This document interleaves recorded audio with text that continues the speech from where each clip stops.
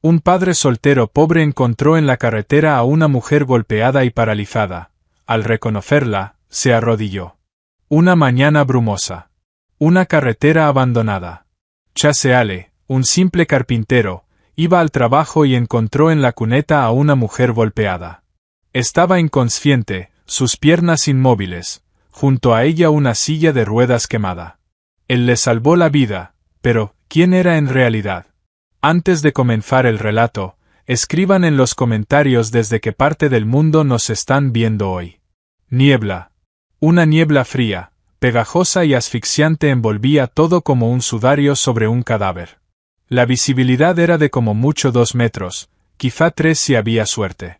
Chaseale caminaba por un estrecho camino de tierra junto a una profunda cuneta, las manos metidas hasta el fondo en los bolsillos de una chaqueta gastada y ajada, los hombros encorvados por el peso habitual del dolor que llevaba en el pecho desde hacía 5 años.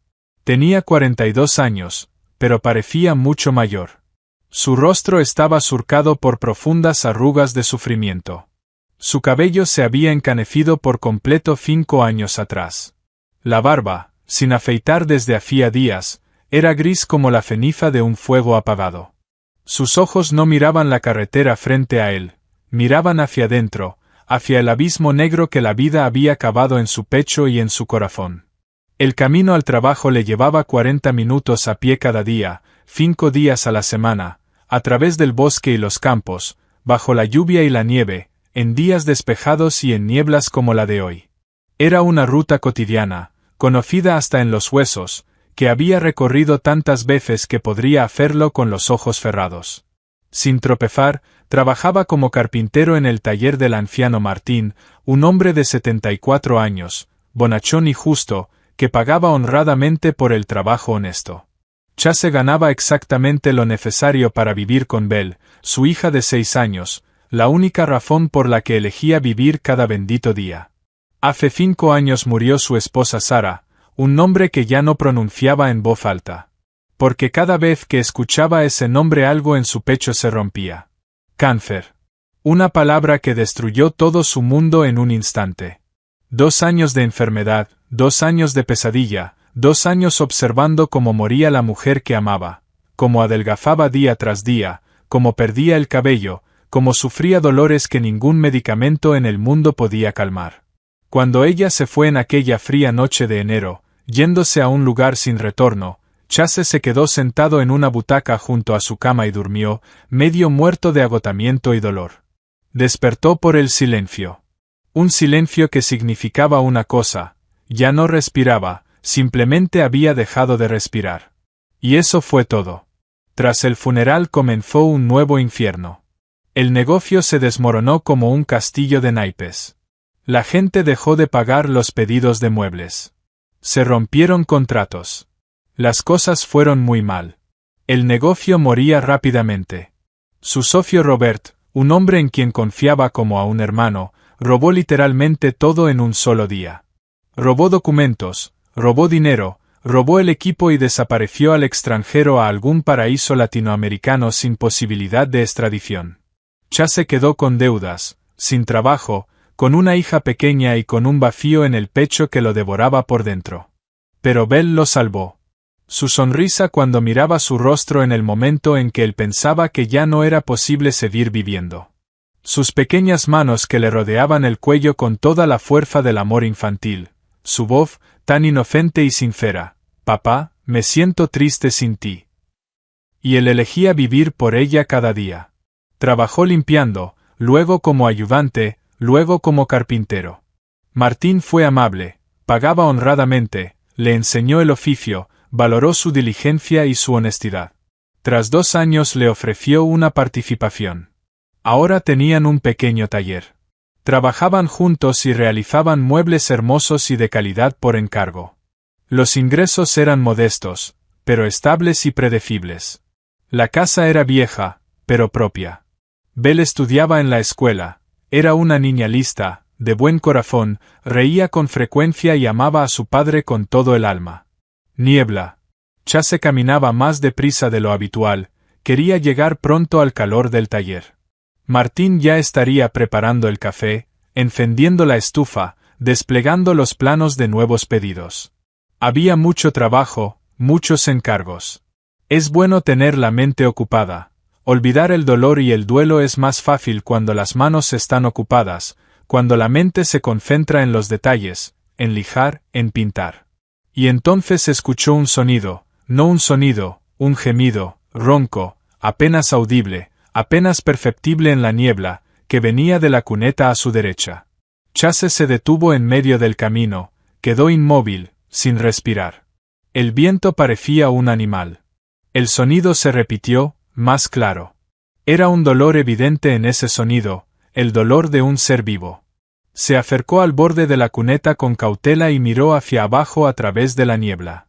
La niebla se apartó un poco, como si abriera el camino al destino, y vio un cuerpo femenino tumbado inmóvil en el barro, en el agua, en el frío de la mañana brumosa. Un traje de negocios negro, arrugado, sucio y manchado de sangre. El cabello castaño, revuelto y ensuciado con sangre. El rostro hinchado, los moretones ennegrecidos por todas partes. El labio partido, sangre. Las manos retorcidas de manera extraña, antinatural. La mano izquierda doblada en un ángulo que mostraba claramente que estaba rota. Las piernas absolutamente inmóviles, rígidas como palos, como trozos de tubería, como extremidades muertas. Chase saltó a la cuneta casi instintivamente, sin pensar. La tierra estaba resbaladiza por la humedad. Casi se cae, se apoyó en las manos, se incorporó y se acercó a la mujer. Miró su rostro, casi irreconocible por las heridas, por la crueldad. Pero respiraba. El pecho se movía lenta, pesada e intermitentemente, viva. Golpeada brutalmente, casi hasta la muerte, pero viva. Sacó el teléfono del bolsillo con la mano temblorosa, sus dedos no respondían. Llamó a una ambulancia, su voz se entrecortaba en los momentos más importantes. Necesitamos una ambulancia de inmediato. Mujer inconsciente, golpeada en la cuneta. Carretera abandonada entre las aldeas St. Mary y Mountainview. Rápido, por favor, se está muriendo. La ambulancia tardará 20 minutos, respondió la operadora con calma, como si fueran buenas noticias. Como si 20 minutos no fueran una eternidad en ese estado. 20 minutos en ese frío helador, con tales heridas y esa respiración, podían ser demasiado. Podría ser demasiado tiempo. Chase se quitó la chaqueta de los hombros, la colocó cuidadosamente sobre el pecho de la mujer, tratando de calentarla, darle al menos un poco de su calor. Comprobó el pulso en el cuello, débil, irregular, como un pájaro atrapado luchando por liberarse, pero latiendo. La respiración superficial, apenas perceptible. Todo irá bien, dijo Chase a la mujer, aunque no lo creía. La ayuda viene, sobrevivirás. No permitiré que mueras. Entonces notó algo importante. Junto a la mujer, en la hierba, había marcas negras. Huellas de ruedas de silla de ruedas. Un rastro de empujones, como si alguien la hubiera empujado, arrojado, lanzado a la cuneta. La silla estaba dañada, las ruedas rotas, y el olor a plástico y goma quemados. La silla quemada estaba cerca, tal vez en el bosque. Alguien la quemó. Chase entendió en ese momento, esto no fue un accidente. No fue casualidad, fue un ataque. Cruel, deliberado. Alguien lo hizo con odio. No me iré, dijo Chase a la mujer, aunque ella no lo escuchara. No morirás.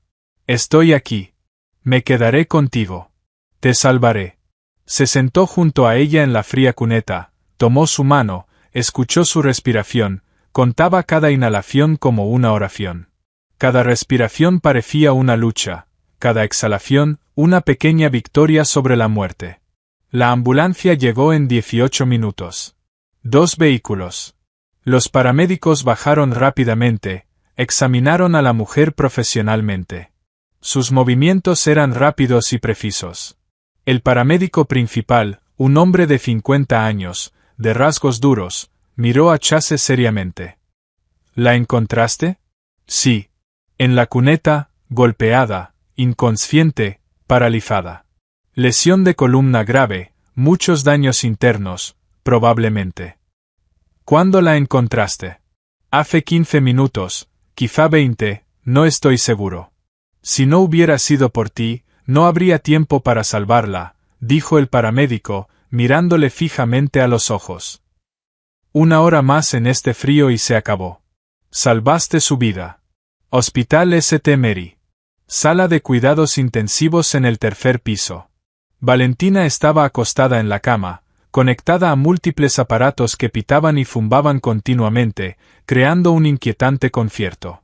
Los monitores cardíacos parpadeaban en verde, tubos entraban en sus venas, la máscara de oxígeno ajustada firmemente a su rostro.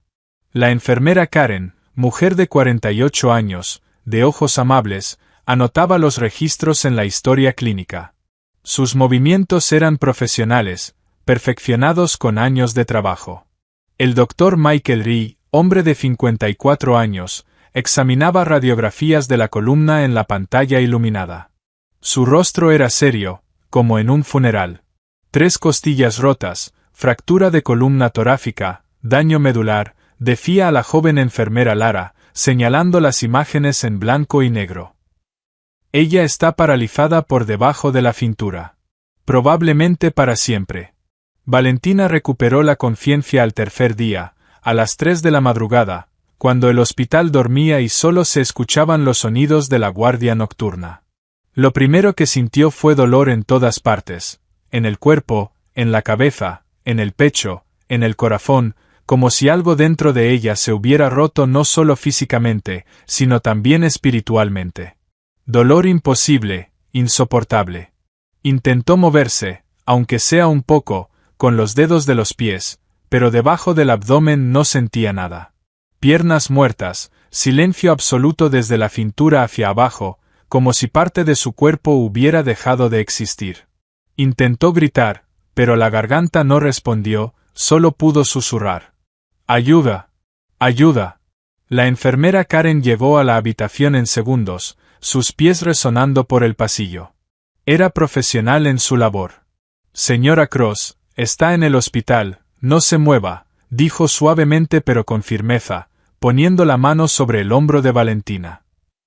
Ha sido golpeada, muchas lesiones. Debe permanecer inmóvil. Solo respire despacio. Está a salvo. Mis piernas, susurró Valentina con una voz que no reconocía, como si no fuera suya. No siento mis piernas. ¿Por qué no siento mis piernas? Karen guardó silencio, lo que significaba lo más temido, lo definitivo. Valentina cerró los ojos y las lágrimas rodaron por su rostro hinchado y morado. Paralizada. Su carrera terminó en un instante. La vida rota como un palo partido. El futuro completamente borrado.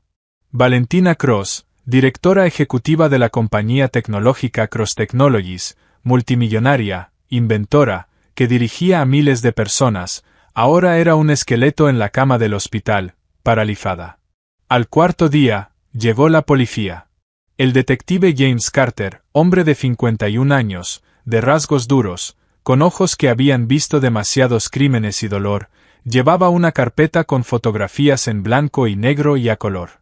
Se las mostró a Valentina una por una. Esta es su hermana Clara, 34 años. Este es su esposo Daniel, 41 años. Este es su hermano Steven, 47 años. ¿Quién de ellos lo hizo? ¿O todos juntos? Valentina miraba los rostros que conocía desde la infancia, rostros de la familia, de quienes eran su sangre y hueso, rostros de personas a quienes alguna vez amó o creyó haber amado. Todos, susurró. Juntos. Todos lo hicieron juntos. Describa todo en detalle, por favor, señora Cross, cada detalle. Valentina cerró los ojos y relató todo, cada horrible instante, como un paciente confiesa un diagnóstico a un médico. Como Clara la llamó una semana antes, su voz dulce y falsa. Valía, ven a casa. Necesitamos hablar de asuntos familiares. Mamá quiere verte. Como llegó en su silla de ruedas, que usaba tras el accidente hace 2 años, cuando se cayó del caballo. Como la recibieron Daniel y Clara en la sala con un balde de líquido de olor químico y horrible. Me dijeron que estorbaba, continuó Valentina. Lloré sin parar. Me dijeron que no podía manejar la compañía correctamente, que necesitaba ayuda, que era demasiado egocéntrica, demasiado orgullosa, demasiado sola. Luego Steven entró con un palo de madera, y comenzaron a golpearme con puños, con el palo, con los pies. Intenté defenderme, pero estoy paralizada. No puedo levantarme, no puedo escapar. Se burlaban, se reían. Daniel quemó mi silla de ruedas justo frente a mí, la roció con gasolina. Dijeron que ya no la necesitaría, que no viajaría a ningún lugar más, que se encargarían de mí en un hospital psiquiátrico. Luego Steven empujó mi silla desde el porche. Caí en la cuneta.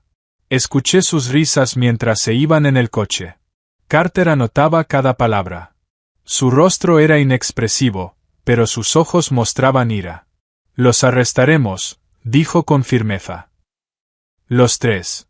Esto es conspiración, intento de asesinato, falsificación de documentos. Querían el control de su empresa a través de la tutela sobre usted. Su testamento deja la compañía a una fundación benéfica en caso de que algo le ocurra. Ellos lo sabían.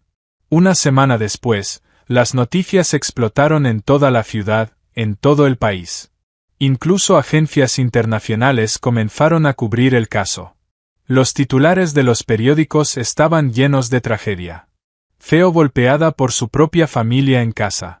Intento de asesinato de multimillonaria, conspiración familiar. Imperio tecnológico en crisis tras ataque a la Feo. Hermana y esposo sospechosos de conspirar contra la multimillonaria. Valentina Cross se convirtió en una celebridad, pero no de la manera que alguna vez buscó. Ahora era conocida como víctima, no como ganadora, como mujer quebrada, no como mujer que rompía barreras en el mundo tecnológico. Pero había otra historia, que rápidamente se difundió por redes sociales, noticias locales y conversaciones en cafés y oficinas. Un héroe desconocido salva a la Feo de la cuneta. Un trabajador común le da una segunda oportunidad a la multimillonaria. Una historia de salvación que restaura la fe en la humanidad. La policía publicó el nombre del hombre que salvó a Valentina Cross. Chase Ale, 42 años, carpintero común, padre soltero. Los periodistas llegaron al hospital, trajeron flores, preguntaban a las enfermeras por Valentina, intentaban averiguar su número de habitación, pero Chase se negó a dar comentarios. Cuando un periodista lo interceptó en la entrada del hospital, Chase simplemente dijo: ayudé porque ella necesitaba ayuda. Nada heroico. Solo un ser humano ayudando a otro. Esto debería ser normal. Simple. Por favor, déjenme en paz. Al octavo día tras el ataque, cuando Valentina aprendía a mirar la nueva realidad de su cuerpo paralizado, Chase volvió al hospital. Pero esta vez no vino solo. Con él vino su hija Belle, una niña de 6 años, con enormes ojos marrones y rizos claros.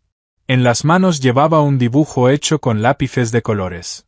Un dibujo infantil, extraño pero bondadoso. En el dibujo había una mujer acostada en la cama, y su rostro irradiaba una sonrisa feliz, viva. Valentina yacía en la cama, mirando al techo, pensando en la vida que había pasado, en el dinero que no ayudó, en el poder que no salvó. Al escuchar voces, giró la cabeza cuidadosamente, muy cuidadosamente, porque el dolor aún era intenso. Vio al hombre y a la niña pequeña. Belle se acercó con cuidado, como se acercaría a un animal herido, y colocó el dibujo sobre la cama junto a Valentina. Hola, soy Belle. Papá te salvó de la cuneta. Te dibujé feliz. Aquí estás sonriendo. Valentina miró el dibujo, luego a la niña, luego a Chase. Por primera vez en días en el hospital, sintió algo más que dolor. Sintió calor. Lloró, no por dolor, desesperación o odio, sino por humanidad, por bondad, por el hecho de que un desconocido y su pequeña hija vinieron a ayudarla cuando toda su familia intentó matarla, cuando todo el mundo parecía enemigo. Gracias, susurró Valentina. Gracias a los dos. Gracias por el dibujo. Gracias por venir. Chase se sentó junto a ella durante 3 horas, hablando de la vida, de Belle, del trabajo, del árbol, de la belleza de los muebles que hacía, de cosas simples que tenían sentido. Valentina escuchaba, sintiendo por primera vez en meses que alguien la escuchaba. No como jefa, ni feo, ni multimillonaria que puede contratar o despedir, sino como persona. Simplemente como persona. La casa de Chase estaba al borde de la ciudad, en una colina, rodeada de árboles y un jardín de flores. Una casa de madera de 2 siglos, pero hermosa, con persianas blancas, porche de madera, con un patio donde en verano cultivaban tomates y pepinos. Para Valentina, viajando por primera vez a esta casa en un coche especial con tutor, con dolor constante en el cuerpo y vacío en el corazón, esta casa era más que un hogar. Era salvación. No solo salvación de la muerte en la cuneta, sino salvación de la vida misma que Valentina había estado viviendo. Una vida de soledad, dinero y poder que no salvaba nada.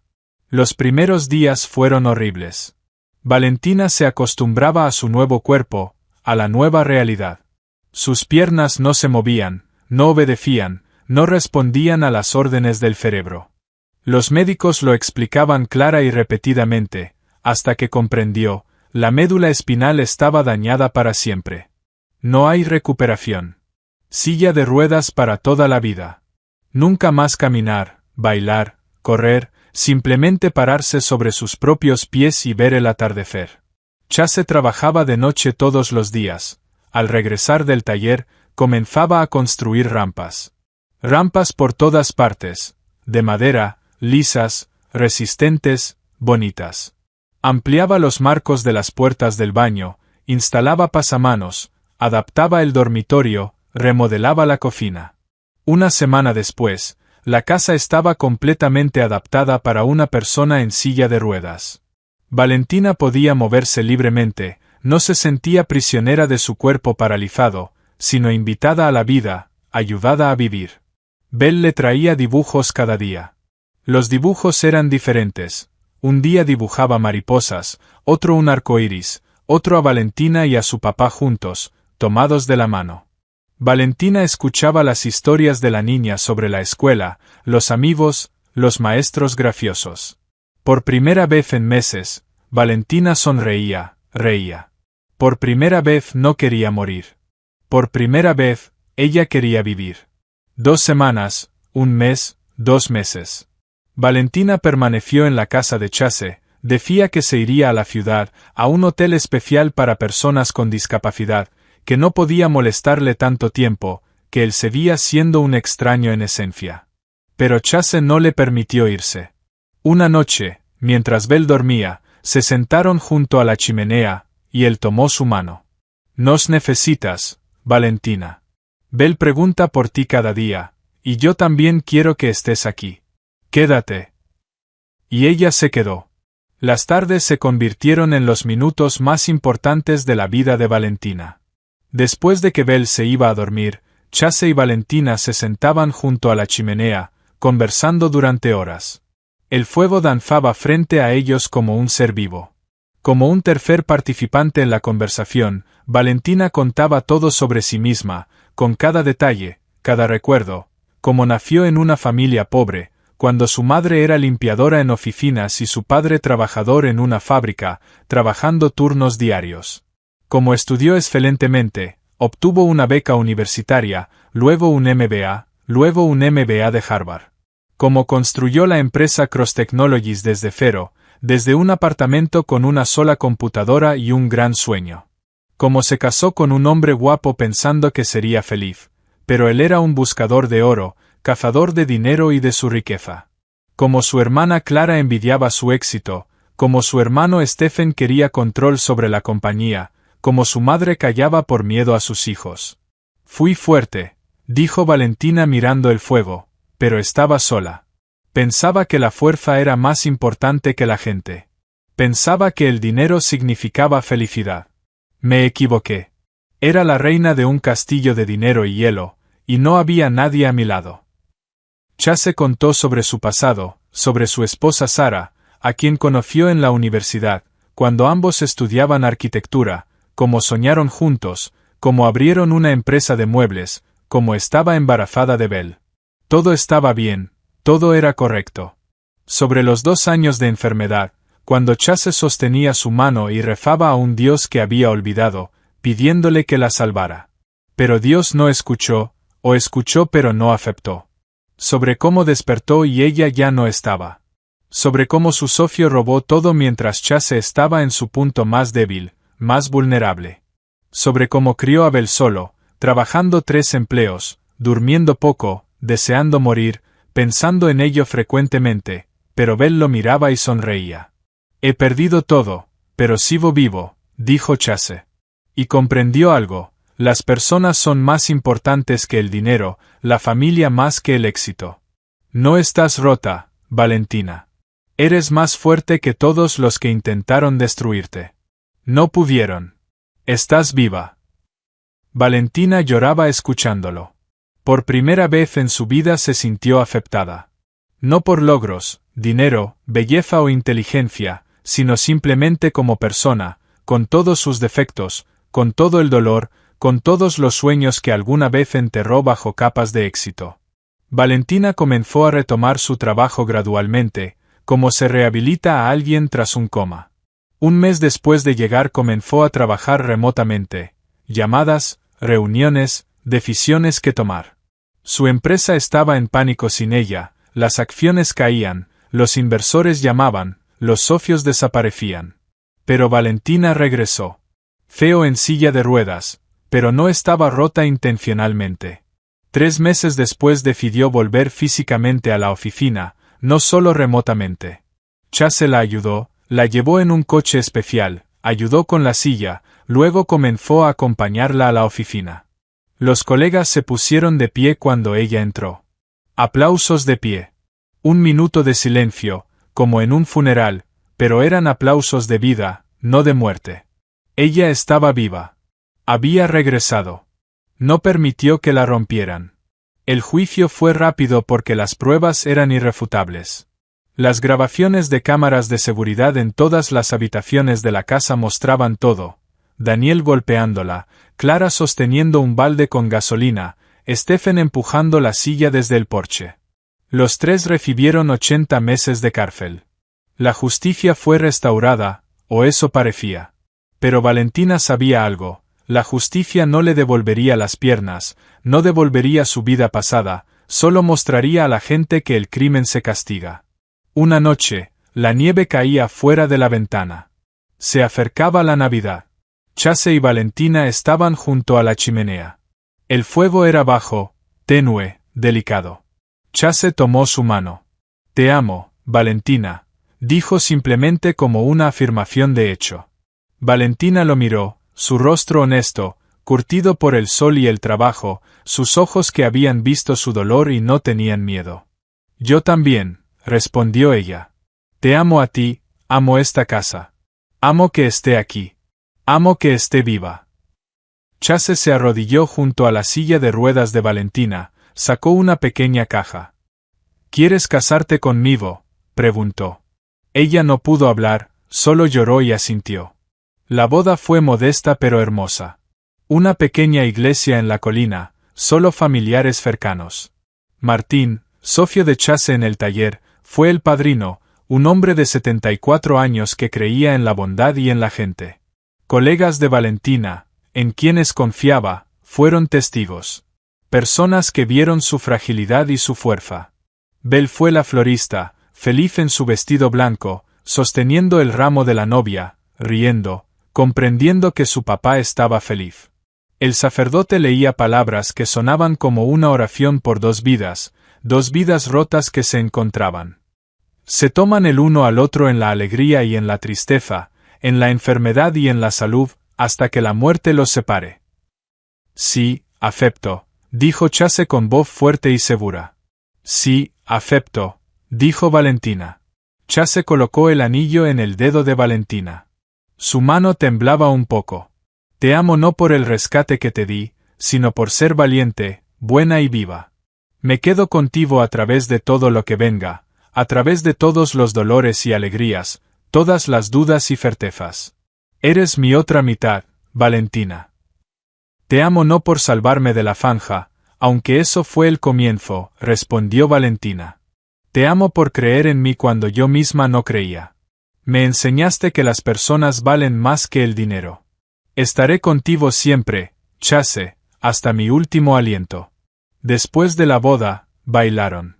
Chase sostenía a Valentina en la silla de ruedas, y se movían al ritmo de la música, lentamente, con cuidado, con amor. Una semana después, Valentina le ofreció a Chase un trabajo en su empresa, director de desarrollo estratégico. Un salario alto, una oficina hermosa en el piso 50, un excelente paquete social, acciones, bonificaciones. Chase aceptó. No lo hacía por dinero, sino por tener un propósito, por estar cerca de Valentina y apoyarla. 2 semanas después, se mudaron a la ciudad, a un apartamento adaptado para personas con discapacidad. Un ático con vista a la ciudad, con habitaciones amplias, ascensor y rampas por todas partes. Belle asistía a una buena escuela privada, donde estudiaban los hijos de personas ricas.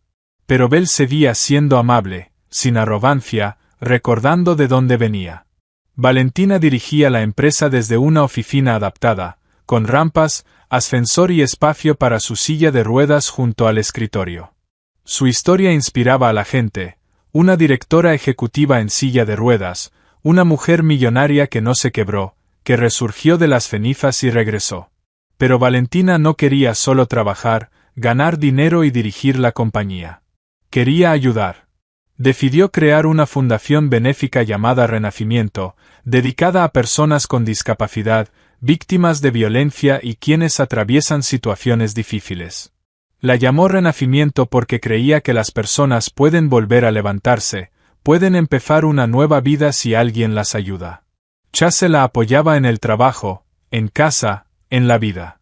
No como asistente ni empleado, sino como compañero, esposo, parte de ella. Belle llamaba a Valentina mamá, ya no tía Valí, porque ahora Valentina era su madre, oficialmente y de corazón. Un día, mientras Belle estaba en la escuela, Chase y Valentina estaban en la oficina del piso 50, mirando la ciudad y las vidas que seguían su curso sin saber nada de ellos. ¿Recuerdas cuando te encontré en la zanja?, preguntó Chase. Lo recuerdo, muy claramente. Pensé que moriría allí. Pensé que era el final.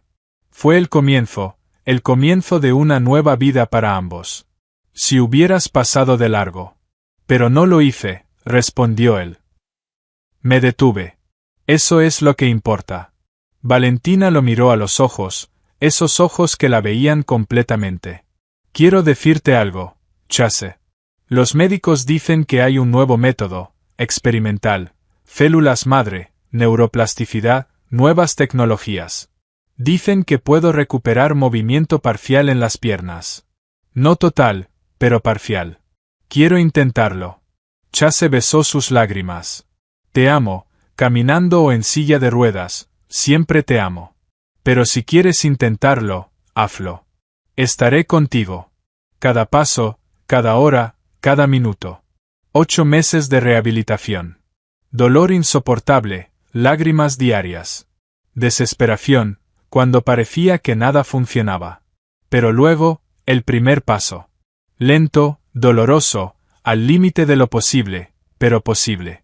Valentina camina, no rápido, no lejos, con ayuda, con apoyo, pero camina. Chase y Belle la observan cuando da su primer paso sola, sin ayuda, cuando se levanta sobre sus propias piernas, aunque tiemblen, aunque duelan. Belle grita de alegría, Chase llora. Valentina ríe, vive, vuelve a la vida. 1 año después de la boda, Valentina camina lentamente, con bastón, pero camina. Algunos días mejor, otros peor, según el dolor, el clima o el estrés. Pero camina. Chase siempre está a su lado, dispuesto a sostenerla, pero sin impedirle ser fuerte, sin quitarle su independencia. Belle terminó la escuela y entró a la universidad para estudiar trabajo social. Su diploma cuelga en la pared del apartamento. Quiere ayudar a personas que han perdido la esperanza. Hija de un padre que salvaba mujeres en las zanjas y de una madre que fundó una organización para personas con discapacidad. El detective Carter llama. Clara salió de prisión anticipadamente por buena conducta. Vive en otra ciudad, trabaja como maestra en una escuela para niños con discapacidades y pide una reunión, pide perdón. Al principio, Valentina se niega. La herida aún está fresca, el dolor aún es agudo. Pero luego comprende que aferrarse al rencor y al odio solo la lastima a ella, no al otro. Se reúne con su hermana. Hablan durante horas en una cafetería, en terreno neutral. Clara llora, pide perdón, cuenta cómo su madre la manipuló, cómo tenía miedo de perder el control, cómo el odio la consumía por dentro. Valentina escucha y poco a poco comprende, el perdón es posible. El perdón no significa olvidar, sino liberar. 2 años después de aquel encuentro en la carretera envuelta en niebla, Chase y Valentina se sientan junto a la ventana del apartamento. Afuera, las luces de la ciudad brillan. Las personas viven sus vidas sin saber nada de ellos, sin imaginar los miles de pequeños milagros que ocurren cada día. ¿Recuerdas cuando volviste al trabajo después del juicio? Pregunta Chase. Lo recuerdo. Estaba aterrada. Pensé que la empresa se derrumbaría sin mí allí todos los días. Pensé que la gente olvidaría quién soy, que olvidarían que soy la feo. Pero no se derrumbó. No me olvidaron. No, lo que se derrumbó fue mi vieja vida. Y una nueva se construyó. Mejor.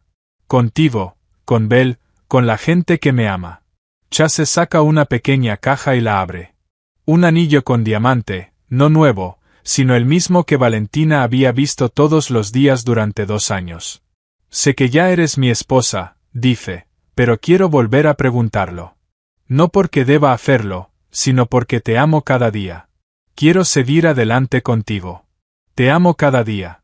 Renovemos nuestros votos. Prometámonos que seguiremos juntos, incluso si debemos atravesar el dolor otra vez. Valentina sonríe entre lágrimas. Sí, renovemos nuestros votos. Segunda boda. Ceremonia de renovación de votos en la misma iglesia en la colina. Belle, nuevamente dama de honor, ahora con 17 años, hermosa chica que sabe lo que significa el amor porque lo ha visto, vivido y sentido.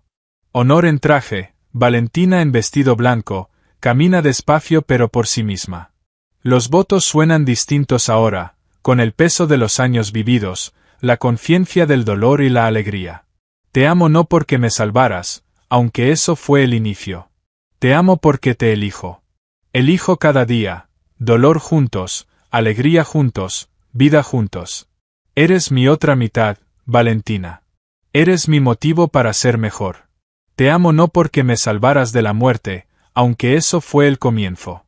Te amo porque me enseñaste a vivir, me enseñaste que las personas son más importantes que todo, que la familia vale más que el dinero, que el amor no es palabra, es acción. Te elijo, Chase. Te elijo cada día para siempre. Después de la ceremonia, baile. Chase toma a Valentina, se levantan, ella se apoya en él y bailan despacio, con cuidado, pero bailan. La música suena, las luces parpadean, la vida continúa, la gente observa y llora. Escena final, la nieve cae fuera de la ventana del apartamento. Navidad. La casa decorada con guirnaldas y luces. Árbol de Navidad iluminado con bombillas de colores. Regalos debajo del árbol. Valentina le regala a Chase un reloj suizo caro, con grabado en la parte posterior, siempre con tu corazón, tu Valentina. Chase le regala un colgante con 3 piedras, 3 vidas, la suya, la de ella y la de Belle. Belle abre el último regalo, una carta del tribunal. El proceso de adopción ha finalizado. Belle es oficialmente su hija, no solo de Chase, sino también de Valentina. Familia legalmente establecida.